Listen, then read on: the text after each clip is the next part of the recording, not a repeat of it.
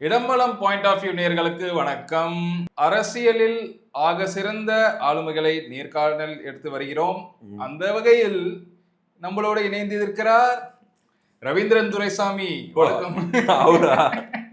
வணக்கம் மாதேஷ். வணக்கம். கேளுங்க, நீங்க தான் கேட்கணும். இன்ட்ரோ கொடுத்தீங்கல்ல, கேள்வி கேளுங்க. பாஜகவுக்கு அதிமுக கூட்டணியில எவ்வளவு சீட்டு ஒதுக்குவாங்க சார்? மாதேஷ், மோடி பொறுத்த வரைக்கும் பாத்தீங்கன்னா 2 ரெட்டலைக்கு 1 தாமரைன்னு சொல்லி கேட்டுட்டு இருக்காரு. அதுக்கே எல்லாம் ஒத்துக்க மாட்டாரு மாதேஷ். ஆமா, அது வந்து பாத்தீங்கன்னா மோடி வந்து டாலஸ்ட் லீடரா இருக்காரு, எடப்பாடி வந்து பாத்தீங்கன்னா ஒரு கரிஸ்மா இல்லாத லீடரா இருக்காரு, ஸ்டாலின் வந்து ஒரு பெரிய கரிஸ்மா இருக்கிற லீடரா இருக்கிறாரு, அவர் வந்து 50% தாண்டிட்டாரு. அதனால மாதேஷ் ஒத்துக்க மாட்டாரு மாதேஷ் அப்படின்ற மாதிரிலாம் பாவங்க அந்த மனுஷன் சொல்லிட்டு. எனக்கு அவர் மாதிரி பேச தெரியல. அவ்வான்ட்டு அடுத்தவ மாதிரிலாம் நம்மளால பேசிட்டு இருக்க முடியாது. 10ல் 8 நான் சொல்றது நடக்கும். அவன் வேணா பாத்துக்கிடுங்க அப்படின்ற மாதிரிலாம் சொல்லுவாருங்க. 10ல் 8 நடந்திருக்கும். ஆனா அதிமுக விஷயத்துல மட்டும் அவர் சொன்னா 10க்கு 10மே நடக்க மாட்டேங்குதுங்க. ரெட்டத்தலைமை தான் 10க்கு மைனஸ் நடக்குது. ஓபிஎஸ் வெளியே போக மாட்டாருன்னாரு, ஓபிஎஸ் விட்டு கொடுக்க மாட்டாருன்னாரு. அதுக்கப்புறம் பாத்தீங்கன்னா எடப்பாடி வந்து இப்படித்தான் அப்படித்தான்னாரு. இப்ப பாத்தீங்கன்னா பிஜேபி வந்து அதிமுக பயங்கரமா 2 ரெட்டலைக்கு 1 தாமரை வாங்கிரும்னாரு. இவர் சொல்றது, இவர் எடப்பாடி பழனிசாமி அவர்களை அண்டர் எஸ்டிமேட் பண்றதுல ரவீந்திரன் துரைசாமி அவர்களுக்கு நிகர் அவரு ரவீந்திரன் துரைசாமி அவர்களே தான். அது மட்டும் இல்ல, ஸ்டாலினை ஓவர் எஸ்டிமேட் பண்றதுலயும் அவருக்கு நிகர் அவரு தான். அதுக்கு வேணா அவரோட பெரிய பெரிய சாம்பியன்ஸ் எல்லாம் இருக்காங்க. உங்களுக்கு இன்னொரு விஷயம் தெரியுமா? இப்போ திமுகல வந்து 6-7 ஏஜென்சி 7ஆவதா ஒரு ஏஜென்ட் இருக்காரு. ஏஜென்ட்? ஆமா. யாருங்க அவரு? அந்த ஏஜென்ட் எல்லாம் ஒண்ணுமே பண்ண முடியாது. யாருங்க அந்த ஏஜென்ட் தான்? நீங்க தான். நீங்கன்னா ரவீந்திரன் துரைசாமி. ஏங்க, அவரு தாங்க மாஸ்டர் பிரெயின். அதாவது ஒரு இதுல சீட் ஆட்டம் ஆடிட்டு இருப்பாங்க வடிவேல் காமெடியில. அப்ப ஒரு சீட்டை வந்து பாத்தீங்கன்னா எடுக்க போவார் ஒருத்தர். டேய், அதை ஏன்டா எடுக்கிற, அதை ஏன் எடுக்கிற, வை உள்ள இந்த இதை எடுத்து போடுவான். அண்ணா இது வேணாம்னு போட்ட உடனே அதுல ஆப்போசிட் இருக்கிறவன் தூக்கிடுவான். அப்படியே தலையில் துண்டு போட்டுருவாரு. விடுறா சூதுல வந்து நாட்டே இழந்திருக்கான். இதெல்லாம் ஒரு மேட்டர். இவர் பண்ற சூதுல வந்து உண்மையிலே நாட்டையே இழக்க போறாங்க போல இது திமுக. அந்த அம்மா அதுதான் நான் கேட்கலான்னு வந்தேன். இந்த ஏஜென்ட் இன்னொரு லேடி துரந்தர் அமைச்சர் பாருங்க, அங்கதான் நிக்கிற. இந்த சீட்டு தாங்க எடுக்கணும், எடுங்க அப்படின்னு சொல்லி அவசரப்பட்டு அவங்க தலையில கட்டி விட்டு இப்ப ஐயா ஸ்டாலின் வந்து வலை வீசி தேடி வருகிறார். அந்த ஒரு விஷயம் நல்ல விஷயமா நான் நினைக்கிறேன். லேடி துரந்தர் அமைச்சு அதனால கட்சிக்குள்ள பல பிரச்சனைகள், பல குழப்பங்கள் பார்க்க நல்லா இருக்கு. நம்ம கோயம்பேடு வரைக்கும் ஒரு வேலையா போயிட்டு ரிட்டர்ன் வரும்போது அங்க விசிகே ஆபீஸ்ல பாத்திருப்பீங்களா, கார் எத்தனை நிக்குது, உள்ள கூட்டம் எப்படி, சேர் எல்லாமே ஒரு ஆங்கிள் மேடையை பார்த்த மாதிரி தானே போட்டிருக்கோம். அங்கங்க வட்டமா போட்டு இப்படி உட்காந்துட்டு இருக்கிறாங்க. 4:30 மணி நம்ம பார்க்கும்போது சாயந்தரம் அப்படி ஒரு மாதிரி அந்த மீட்டிங் நடந்துட்டு இருக்குது அப்படின்னு வைங்களேன். ஒரு பக்கம் திமுக கூட்டணி பாத்தீங்கன்னா முதல் கட்ட பேச்சுவார்த்தை ஃபெயிலியர், 2வது கட்ட பேச்சுவார்த்தை, 3வது கட்டம், 4வது கட்டம், 5வது கட்டம், கட்டமா போயிட்டு இருக்குது. பேச்சுவார்த்தை மட்டும் முடிய மாட்டேங்குது. இதுல வந்து 13 மணி நேரம் ஆலோசனை, 14 மணி நேரம் ஆலோசனை. எனக்கு புரியல. இங்க காங்கிரஸ் ஒரு 30 நாள் ஊரா போட்டு அடிச்சாங்க. அடுத்து இப்போ ஒரு 3 நாளா சிபிஎம் ஒரு பக்கம் மிதிச்சிட்டு இருக்கிறாங்க.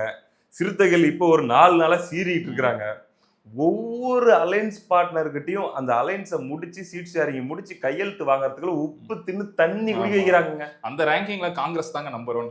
அந்த விஷயத்துல காங்கிரஸோட கதற விட்டதுல காங்கிரஸ் தான் சாம்பியன். வேற லெவல். ஸ்டாலின் ஐயா பர்த்டேக்கு ராகுல் விஷ் பண்ணதான் இன்னும் ஞாபகம் இருக்குது.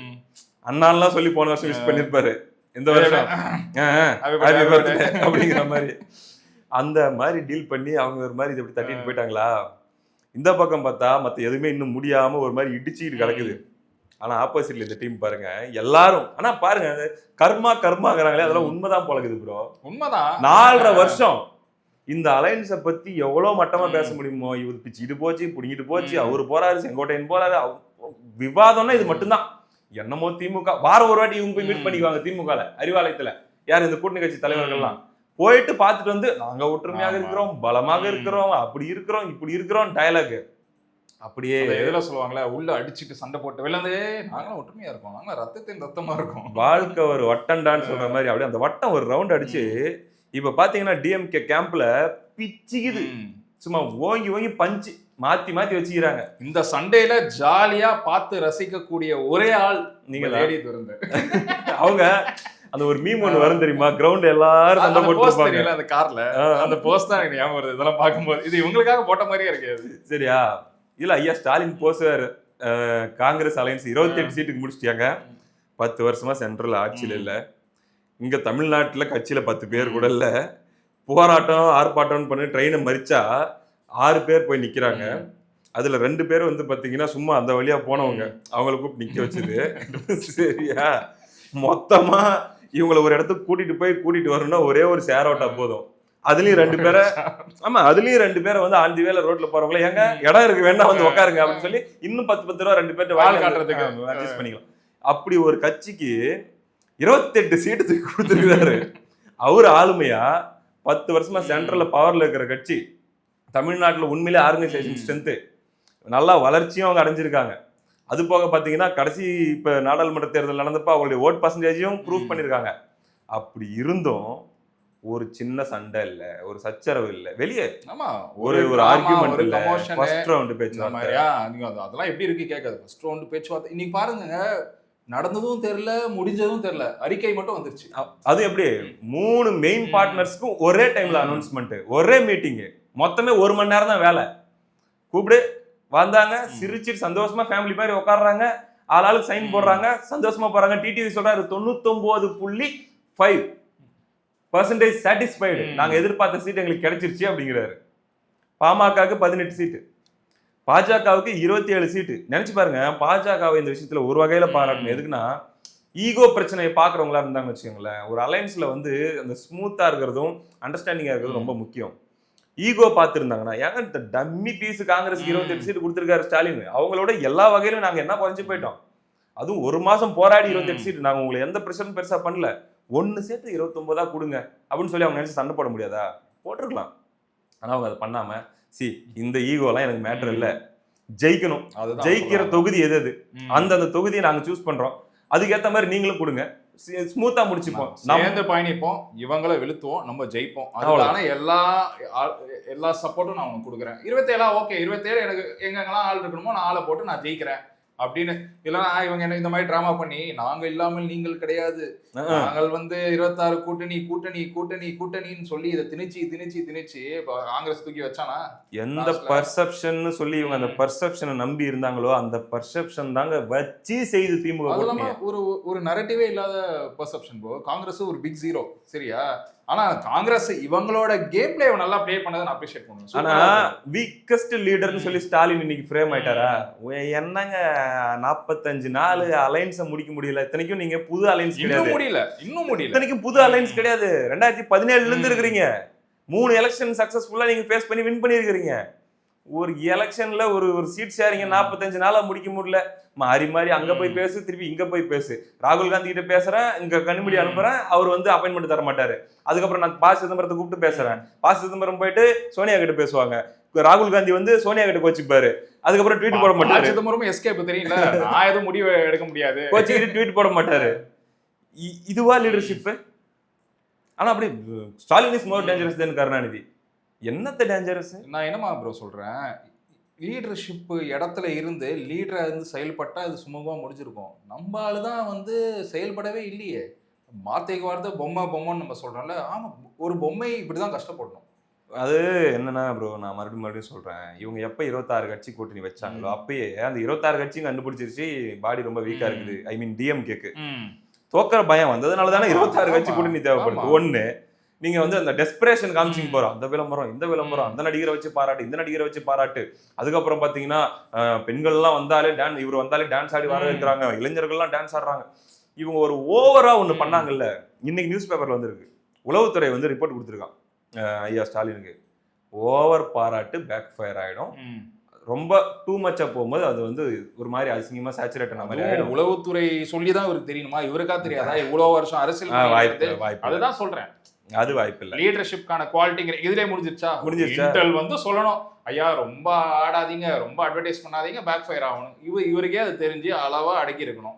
அந்த கொளத்தூர்ல ஒரு டான்ஸ் ப்ரோக்ராம் பாருங்க, அப்பயே எனக்கு தெரியும் இது வந்து பெரிய பேக் ஃபயர் ஆக போகுது. ஆனா ஆப்போசிட் கேம்ப்ல பாருங்க, எந்த சச்சரவும் இல்ல, அவங்க பாட்டுக்கு கூட்டணியை ஃபைனலைஸ் பண்ணாங்க. ஒரு நாளும் சீட் என்ன சொல்லுன்னு கேட்டுக்கிட்டு எல்லாம் வந்து யாரும் அலைன்ஸ்ல சேரல. அலைன்ஸை சேர்ந்துட்டு அவங்க உங்களுக்கான சீட் என்னன்னு சொல்லி சத்தம்லாம் முடிச்சுட்டு இன்னைக்கு வெளியே வந்துட்டாங்க. இதுல டிடிவி தினகரன் அவர்களுக்கு அமித்ஷா அவர்கள் கொடுத்த ப்ராமிஸ் எப்ப இது வந்து 2021லயே அவர் வந்து அவரை இந்த அலைன்ஸ்குள்ள கொண்டு வரணும்னு முயற்சி பண்ணப்ப சொன்னது, உனக்கு 11 சீட் வாங்கி தரேன், உங்களுக்கு நீங்க வாங்க அப்படின்னு சொல்லி. பட் அப்ப இருந்த சுச்சுவேஷன்ஸ்லாம் வேற வேற மாதிரி இருந்துச்சு, வரல. பட் அதே ப்ராமிஸை இந்த எலெக்ஷனுக்கு பை டிசம்பர்னு நினைக்கிறேன் 2025 டிசம்பர்ல அமித்ஷா வந்து டிடிவி கிட்ட பேசினாரு. இந்த விஷயம் மட்டும் நமக்கு அந்த டைம்ல ரொம்ப தெளிவா ஷுவரா சொன்னாங்க.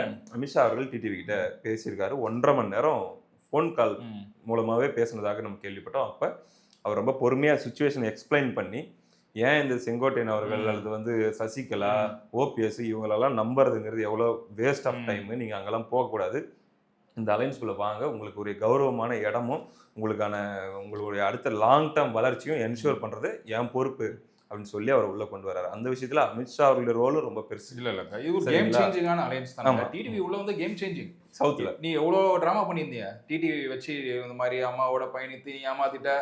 டிடிவி உள்ள வந்தோடனே நாங்க வந்து பங்காளிங்க, நாங்க அடிச்சுப்போம், முடிச்சாங்க. அது ஃபர்ஸ்ட் ஸ்டேஜ்லயே ஒரே முடி. இதுக்கப்புறம் நீ பேசவே கூடாது, அதுலயே முடிச்சாச்சு. இதுக்கப்புறம் நீ என்ன டிராமா கட்டுவ, அவர் வந்து மனவேதனையில இருக்கா, அதெல்லாம் நீ பண்ண முடியாதுல. நேரா வந்தாரு, நாங்க பங்காளி, நாங்க அடிச்சுப்போம், நாங்க சேர்ந்துப்போம், அவ்வளவுதான். இதோட ஓவர். மதுராந்தகம் ஃபர்ஸ்ட் மாநாடு நடந்துச்சுல்ல, கூட்டணி கட்சி தலைவர்கள் மேடையில் ஏறினது, அந்த மேடையிலே உடச்சிட்டார் TTV. Such a beautiful speech. கிட்டத்தட்ட ஒரு 7-8 வருஷமா இருந்த ஒரு உரசல் பகைய ஒரே ஸ்டேஜ்ல முடிச்சு அப்ப இருந்து நாமளும் விசாரிச்சுட்டு தான் இருக்கோம். ஏன்னா நம்ம ஆளுங்க எல்லா ஏரியாலும் ஒர்க் பண்ணிட்டு இருக்காங்க. ஐ மீன் இந்த சர்வே அது இதுன்ட்டு சொல்றது என்னன்னா, பயங்கர எக்ஸைட்டடா ஒர்க் பண்றாங்க. யாரு? அமமுக தொண்டர்கள் இந்த வாட்டி. ஏன்னா ஜெயிக்க போறோம், நம்ம நிக்கிற தொகுதியில நம்ம கண்டிப்பா வெற்றி வாய்ப்பு நிறைய இருக்குது. அது மட்டும் இல்லாம இந்த ரிலேஷன்ஷிப்பை நம்ம லாங் டேர்ம் எடுத்துட்டு போகணும் அப்படிங்கிறதுக்காக பயங்கரமா அவங்க ஒர்க் பண்ணிட்டு இருக்காங்க. அதுவும் அண்ணா திமுகவில் இணைந்து பயணிக்கிறதுங்கிறது அவங்களுக்கு ரொம்ப பிடிச்ச விஷயம். ஏன்னா பிரிஞ்சு இருந்தாங்க. என்னதான் இருந்தாலும் அதிமுக தான் நம்ம வந்து அடையாளப்பட்ட ஒரு கட்சி தான் அது. ஏஎம்எம்கே என்னதான் வெளில போனாலும் அதிமுக தான் யாரா இருந்தாலும் பிள்ளையார் சொல்லி. அதனால சேர்ந்து பயணிக்கிறது டெஃபினட்டா அவங்களுக்கு வந்து பயங்கர பாண்டிங் இருக்கதான் செய்யும். ஒரு எமோஷனும் இருக்கும். பரவாயில்ல, என்னதான் அதிமுகவோட நம்ம இருக்கோம்டா அப்போ அப்படிங்கிறது. அது ஒரு என்ன சொல்றது, அது ஒரு சேஃப் பிளேஸ். அந்த கண்டிப்பா. ஸோ இந்த ஆஸ்பெக்ட்ல எல்லாம் பார்க்கும்போது சத்தமே இல்லாம, சீன் போடாம, பயங்கர விளம்பரங்கள் இல்லாம, வந்து 10 நடிகர்கள் வந்து ப்ரொமோஷன் பண்ணாம, எதுவுமே இல்லாம கூட ஒரு பவர்ஃபுல்லான, ஏன்னா ஆப்போசிட்ல பார்கெயின் பண்றது, நெகோசியேட் பண்றது யாரு? அமித்ஷாங்க. இவ்வளவு பவர்ஃபுல்லான லீடர் நமக்கு தெரியும். இடத்துல மாநிலத்துல ஆழ்ந்துட்டு இருக்காங்க. எல்லாரும் என்ன சொன்னாங்க, டெல்லி வந்து நசிக்கிறோம் அப்படியே ஒரே தரையாக அடக வச்சுட்டாரு அப்படின்னு சொல்லி எல்லாம் பேசி என்னென்ன பேசினாங்க. நான் பாக்குறேன் ஒரு 4-5 நாளைக்கு முன்னாடிங்க. இன்னைக்கெல்லாம் எத்தனை கும்பல் கதறிட்டு இருக்குதோ தெரியல. இந்த டைம்ல குறிப்பா திமுக காரன் கதறது ஒரு பக்கம் இருக்கட்டுங்க, இந்த பத்திரிகையாளர், நடுநிலையாளர், அரசியல் விமர்சகர் அப்படின்னு ஒரு கும்பல், அது இப்படி ஆயிருங்க அப்படி ஆயிருங்க. இதை வச்சு 5 வருஷமா வியாபாரம் பார்த்துருந்தானுங்க ப்ரோ. புரியுது. நிறைய இதுல பேசிப்போம் பாருங்க. இவங்க பிரிச்சிருச்சு, இங்க ஒட்டிக்கிச்சு, இங்க வந்து 4ஆ போயிடுச்சு, 5ஆ போயிடுச்சு. இப்ப இவங்க எல்லாம் ஆஃப் இல்ல கதறல். இப்ப என்னன்னா உட்காந்துக்கிட்டு என்ன சொல்றாங்க, ஒரு 4 நாளைக்கு முன்னாடி சொன்னதுங்க, I don't think Modi will accept for 27 to 29. இதுக்கெல்லாம் போயிட்டு மோடி அக்செப்ட் பண்ணிக்குவாரா? அப்படி அக்செப்ட் பண்ணிக்கிட்டாருன்னா அது ஒரு அரசியல் தற்கொலை. அவர் வந்து குறைஞ்சது 40 இல்லாம அவர்லாம் ஒத்துக்க மாட்டாரு. ஓ நம்ம கிட்டே போடுற எங்களுக்கே சாம்பிராணியா அப்படிங்கிற மாதிரி அவரும் நினைக்க மாட்டாங்களே ஏடிஎம்கே காரங்க. ஓ அப்படியா அப்படின்ட்டு. ஒண்ணுமே கிடையாது. இவங்க போட்ட எல்லா கணிப்பும் புஸ்வானம் ஆயிடுச்சு. இனிமே போயிட்டு மோடி கிட்ட பயந்துகிட்டு இருக்கிறாரு. இது அமித்ஷா திமுக, அதிமுக இல்லன்னு திமுக கிடையாது. திமுக தலைவர்கள் பேசினாங்கன்னு வச்சுக்கோங்க, பொத்துங்கள். அப்படி இல்ல, வாப்பா 28 நல்லா இருக்கியா? காங்கிரஸ் 28 கொடுத்துட்டு உட்காந்துக்கிற அவர் அமித்ஷா மோடிக்கு 27 கதற விட்டாரு. காங்கிரஸ்ல நம்ம கூட பேசிருந்தோம். கண்ணாடி என்னடா ஆளு ஒரு தினுசா இருக்க சோடங்கர். ஓகேவா? அவங்களுக்கு அவங்க மிரட்டினதுக்கு பயந்துட்டு 28 கொடுத்துட்டு உட்காந்துருக்கிற நீ ஆளுமையா இல்ல அவர் ஆளுமையா அப்படின்னு சொல்லி சாதாரண பப்ளிக்கே கேள்வி கேட்கும். இந்த பர்செப்ஷன் ஒரே நாள்ல அப்படியே ட்விஸ்டுங்க. இப்ப அடுத்து என்ன நடக்கும் அப்படிங்கிறது ஒரு கேள்வி. அடுத்து அதுக்கு முன்னாடி எரியதடி மாலா ஃபேனை போடு நம்ம பேசியிருந்தோம். ஏசி போட்டாலும் எரியறது 6ஆதடி மாலா. இந்த காங்கிரஸ் அலைன்ஸ் முடிச்சுட்டு ஒரு ஸ்டைல் பண்ணார்ல, இப்ப இந்த அலைன்ஸ் முடிஞ்சப்ப அவருதே ஒரு பஞ்ச் டயலாக் இருக்குது. நம்ம நண்பர்கிட்ட சொல்லி போட சொல்லிடலாம். I don't care. அதுவா? அது இல்லைங்க, எரிதடி மாலாவே அவர் பேசியிருக்காரு. இன்னொன்னு நீங்க கேட்டீங்களா அடுத்து என்ன நடக்கலான்னு? நம்ம இவர் இருக்கார்ல ஏஜென்ட் ஏஜென்ட் வந்து அண்ணனுக்கும் வந்து ஆலோசனை எல்லாம் சொல்லிட்டு இருக்காரு. அவருடைய பிளான் பி தெரியுமா? அதாவது ஒருவேளை வந்து இந்த ஏடிஎம்கே பிஜேபி அலைன்ஸ்ல இந்த மாதிரி 28 சீட் 27 சீட்லாம் கொடுத்து முடிச்சிட்டாங்க அப்படின்னா, பிராமின்ஸ் ஓட்டை நாங்கள் வந்து உடைக்கிறதுக்கு ஒரு பிளான் போட்டிருக்கோம். பிராமின்ஸ் ஓட்டு இந்த என்டிஏ அலைன்ஸ்க்கு போகாம அப்படியே அதை கட் பண்ணி இப்படி திருப்பி அப்படியே நாம் தமிழர் பக்கம் விட போறோம். அதனால தான் அண்ணன் வந்து சமீபத்தில் பார்த்தீங்கன்னா 6 பேரை வந்து 6 பேர் கேண்டிடேட் போட்டிருக்காரு. பிராமண கடப்பாறையை கொண்டு திராவிடத்தை இடிப்பேன்னு சொல்லி பேசுனதாகட்டும், பாரதியாரை பத்தி ரொம்ப ரீசெண்ட் டேஸ்ல புகழ்ந்து சங்கரமடத்துக்கு போயிட்டு வந்திருக்காரு அண்ணன். ஓகேவா? இது எல்லாமே எதுக்குன்னா பிராமின்ஸ் ஓட்டை டார்கெட் பண்ணி அவரை கைட் பண்றாரு. யாரு? அதே அங்குசாமி தான். ஐயா அந்த சீட்டை எடுத்து போடுன்னு சொல்றாங்க. உட்கார்ந்து ப்ளூ பிரிண்ட் மாதிரி அடியில இருந்து பாக்குறாரு. பார்த்து இப்ப அண்ணனை வந்து அடுத்து இப்ப எப்படியோ பிரேமலதா அவர்களை கொண்டு போய் சேர்த்துட்டாரு, கரை சேர்த்துட்டாரு. ஸ்டாலினை கொண்டு போய் கரை சேர்த்துட்டாரு. இப்ப அடுத்து அண்ணனை நான் வாங்க கூட்டிட்டு போய் உங்களை பத்திரமான இடத்துல விடுறேன்னு சொல்லி இப்ப கூட்டிட்டு போயிட்டு இருக்கிறாரு. இப்படி ஓவரா பண்ண ஏற்கனவே வந்த வாக்குகளும் வரவிடாம போறதுக்கு ஐயா இருக்காரு இல்லையா, எல்லாத்துக்கும் இவர் தான் காரணமா இருப்பாரு. ஹைப் பண்ணி ஒரு வீடியோஸ்ல பேசுறாருல 17% வரும் 16% வரும்ட்டு. நான் டிஸ்கரேஜ் பண்றதாக சொல்ல, அவரு சும்மா நாம் தமிழர் கட்சிக்காரங்களை இந்த மாதிரி ஒரு மூளை செலவை பண்ணி இது மூலமா திசையை மாத்தி கொண்டு போறது. அவருடைய லாங் டேர்ம் பிளான் என்னன்னா, என்டிஏ வந்து தனியா போகணும், அதுக்கு அண்ணன் சீமான் முதலமைச்சர் கேண்டிடேட்டா இருக்கணும், பிஜேபியோட சேர்ந்து அவரு நிக்கணும், ஏடிஎம்கேவை தனிமைப்படுத்தணும். இதெல்லாம் வந்து இந்த டீம் போடுற பிளான். இத போய் அதுதான் ரஜினியை கூட்டு போய் பார்க்க வச்சாருல்ல, அதெல்லாம் பார்ட் ஆஃப் த பிளான்ஸ். ஓகேவா? இந்த மாதிரி என்னமோ பண்ணிட்டு இருக்காங்க. இல்ல ப்ரோ, எனக்கு ஒரு சின்ன டவுட். நிஜமாலே இவர் வந்து இந்த பிளான் எல்லாம் போடுறாதா இல்ல சும்மா ஒரு போட்டோ எடுத்துட்டு வந்து இவரே ஸ்கிரிப்ட் இல்ல ஒர்க் பண்றாங்க ப்ரோ, ஒர்க் பண்ணிட்டு தான் இருக்காங்க. ஆனா நான் சொல்றேனே, மக்களும் அவ்வளவு முட்டாள் கிடையாது. அதே மாதிரி பாத்தீங்கன்னா அண்ணன் சீமானுக்கு அந்த அரசியல் பொருந்தாது. அவரே அதை வெளிப்படையாலும் பண்ண முடியாது. ஒரு லிமிட் தான், அதுக்கு மேல அவரால் பண்ண முடியாது. மாட்டிக்கிட்டே நீங்க சொல்றது கரெக்ட். அது வர வாய்ப்பே இல்ல, நேச்சுரலாவும் வராது. இப்போ நீ அந்த லூப்ல மாட்டிக்கிட்ட தானே. ஆமா, அண்ணன் இவ்வளவு பேசிட்டு திடீர்னு பாத்தீங்கன்னா மாட்டுக்கறி பத்தி பயங்கரமா பெருமையா பேசுவாரு. ரெக்க ரெண்டையும் தூக்கி பிடின்னு சொல்றேன். ட்ரோல் பண்ணல, அண்ணனுடைய ரெண்டு எக்ஸ்ட்ரீமா நான் சொல்றேன். கரெக்டா சொன்னீங்க, ரெண்டு எக்ஸ்ட்ரீம். சோ இது பேசும்போது அது இடிக்கும், அது பேசும்போது இது இடிக்கும்ன்ற சிக்கல் வரும். அதனால நான் சொல்றேன்.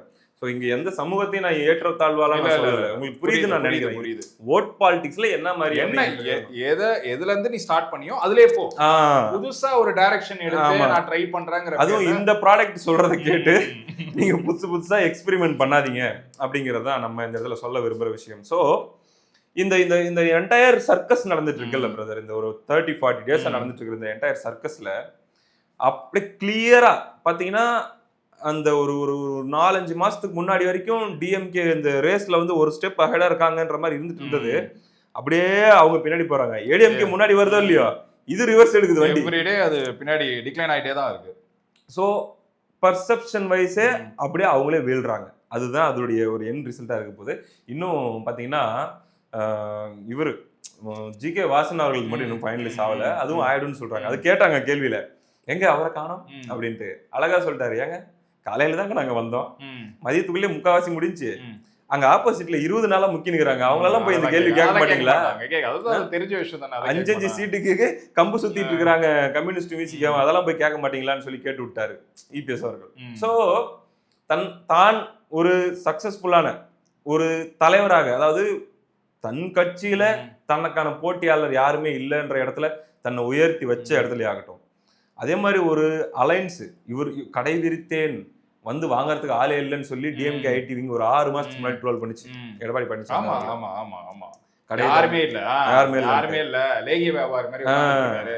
அடுத்து அதை உடைஞ்சு ஃபர்ஸ்ட் தன்னுடைய கட்சியில ஒரு ஆளுமையா உருவானாரு. அடுத்து பாத்தீங்கன்னா தேடி வருது பாமக, அமமுகவை கரெக்டான டைம்ல உள்ள எடுக்கிறாரு.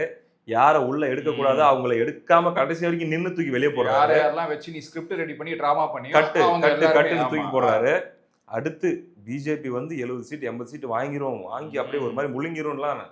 நீ காங்கிரஸுக்கு கொடுத்ததோட ஒரு சீட் நான் கம்மியாவே கொடுத்து ஹெல்த்தியா எடுத்துட்டு போறேன், அது பிஜேபியும் ஹெல்த்தியா எடுத்துக்கிட்டாங்க அப்படின்ற ஒரு இடத்துல கொண்டு போய் நிறுத்துறது லீடர்ஷிப் ப்ரூவ் பண்றாருன்னு நான் இன்னொன்னு எது பயங்கரமான லீடர்ஷிப் ப்ரூவ் பண்ணது நான் சொல்லிட்டா, நீ எப்போ ஓபிஎஸ் தூக்கி வெளில போடான்னு சொன்னியோ அப்பயே அதிமுக எல்லாருமே கொண்டாட ஆரம்பிச்சிட்டாங்க. ஸோ ஏன்னா ரொம்ப நாளா வெயிட் பண்ணியிருந்தாங்க. இந்த ஓபிஎஸ் கதவை உடைச்சதெல்லாம் இருக்கு பாருங்க. அதுல இருந்து செம கோவங்க எல்லாருக்கும். ஓபிஎஸ் வச்சு நீ எவ்வளவு நாள் டிராமா, எவ்வளவு நாள் கோர்ட்டு, சுப்ரீம் கோர்ட் பிரச்சனை, எவ்வளவு நாள் வந்து ரெட்டலையை முடக்கிறேன்னு சொல்லி சுத்தி இருந்தது எல்லாத்துலயும் பொறுமையா இருந்து ஓபிஎஸ் கிக் அவுட் பண்ணும் போதே அவர் பெரிய லீடர். ஆமா, அது நிறைய பேருக்கு வந்து பாத்தீங்கன்னா எடப்பாடி பழனிசாமி அப்படின்னா ஏத்துக்க முடியல. ஸ்டாலின்னா கூட நிறைய பேருக்கு மனசு ஏத்துக்குதுங்க.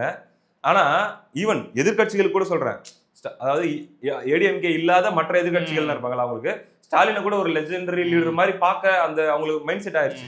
இபிஎஸ்னாலே எடப்பாடி தானே, அவர் இப்படி வந்தவர் தானே, அப்படி வந்தவர் தானே, கீழ்மட்டத்துல இருந்து வந்தவர் தானே அப்படிங்கிற ஒரு பார்வையில் இருக்கிறதுனாலேயே அவருடைய உண்மையான அந்த பொலிட்டிக்கல் கெப்பாசிட்டின்னு ஒண்ணு இருக்குங்க. அவர் வந்து தூய்மையானவர், பியூர் லீடர் நான் சொல்லல, லீடர்ஷிப் அண்ட் வந்து இங்க இருந்து அவரால் 5 வருஷத்துக்கு 3 வருஷத்துக்கு அவருடைய கட்சி எங்க எடுத்துட்டு போகணும்னு பிளான் பண்ண தெரியுது பாருங்க. அந்த தாட் ப்ராசஸ் அது ஒரு அரசியல் கட்சி தலைவருக்கு ரொம்ப முக்கியம். அதை யாரும் அக்செப்ட் பண்ணிக்க ரெடியா இல்லை. குறிப்பா அரசியல் விமர்சகர்களா இருக்கக்கூடிய யாரும் ரெடியா இல்லை. ஒவ்வொரு முறையும் அவருடைய ஆக்ஷன் மூலமா அவர் நிரூபிச்சுட்டு வந்துட்டே இருக்காரு. ஏன்னா அது உண்மைன்னு தெரிஞ்சாலும் ஸ்டாலினோட எடப்பாடி ஒரு பெட்டர் லீடுங்கிறது இவங்களால அக்செப்ட் பண்ணிக்க முடியாது. ஏன்னா அந்த நரேட்டிவ், ஏன்னா உள்ள வேலை செய்யறவங்களுக்கே தெரியும். அந்த நரேட்டிவ் கொண்டு வந்துட்டா ஆல்ரெடி இவரை தவிர எல்லாருமே வந்து வேலை செஞ்சு இமேஜின் பண்ணி பாருங்க. 50% மீடியா மட்டும் நியாயமா 2 சைடும் பேசுற மாதிரி இருந்திருந்தா இன்னைக்கு பர்செப்ஷன் இப்ப இருக்கிறத விட இன்னும் 10 மடங்கு இருந்திருக்கும். திமுக எல்லாம் எந்த மூலையில இருந்திருக்குன்னே தெரியாது. நிஜமாலே நாட்டு மேல அக்கறை இருந்து, மக்கள் மேல அக்கறை இருந்து மீடியா செயல்பட்டு இருந்தா இந்த கவர்மெண்ட் வந்து ஒரு மண்ணோட மண்ணா போயிருக்கு. பார்ப்போம். இப்ப இன்னைக்கு தேதிக்கு பாத்தீங்கன்னா ஸ்ட்ராங்கான பர்செப்ஷன் வைஸ் ரொம்ப ஒரு ஜெல்லான ஸ்மூத்தான ஒரு கூட்டணியாக ஆன் ஸ்கிரீன்ல மட்டும் இல்லாம கிரவுண்ட் லெவல்லையும் செட் பண்ணி எலெக்ஷனை சந்திக்க தயாரா ரெடி ஆயிட்டு இருக்காங்க ஏடிஎம்கே.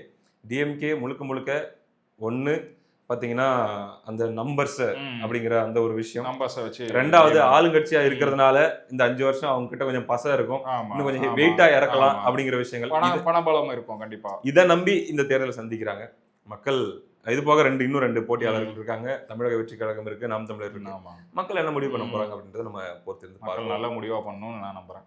ஓகே, எல்லா வீடியோலையும் கேட்குற மாதிரி தயவு செஞ்சு திமுக ஓட்டு போடாதீங்க. அவ்வளவுதான். அடுத்த நிகழ்ச்சியில பேசலாம் பிரதர். நன்றி.